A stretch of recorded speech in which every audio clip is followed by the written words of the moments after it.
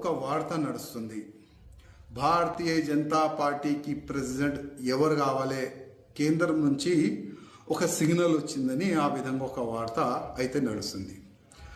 నా అభిప్రాయం వ్యక్తిగతంగా ఏంటంటే, భారతీయ జనతా పార్టీ ప్రెసిడెంట్ ఏ విధంగా ఎన్నుకోవాలంటే, బూత్ కార్యకర్త నుంచి సీనియర్ అధికారుల వరకు, సీనియర్ అధికారుల నుంచి పార్టీ యాక్టివ్ మెంబర్ వరకు అందరు కూడా ఓట్ వేసిన తర్వాతనే Bharatiya Janata party Telangana president declare అయితే చాలా బాగుంటుందని నేను వ్యక్తిగతంగా అనుకుంటున్నాను.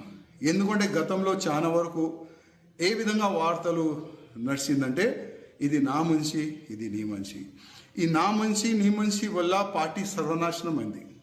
అట్లాంటి కావద్దు.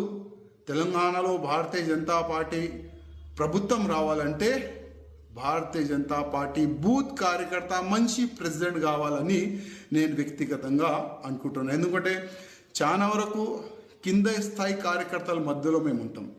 కింద స్థాయి కార్యకర్తలు ఆలోచన ఏ విధంగా ఉంటుంది, ఎందుకంటే ఆ కింద స్థాయి కార్యకర్తల వల్లనే వాళ్ళు పని చేసినందుకే ఇవాళ 8 మంది ఎమ్మెల్యే మనం తెలంగాణలో గెలిచినాం.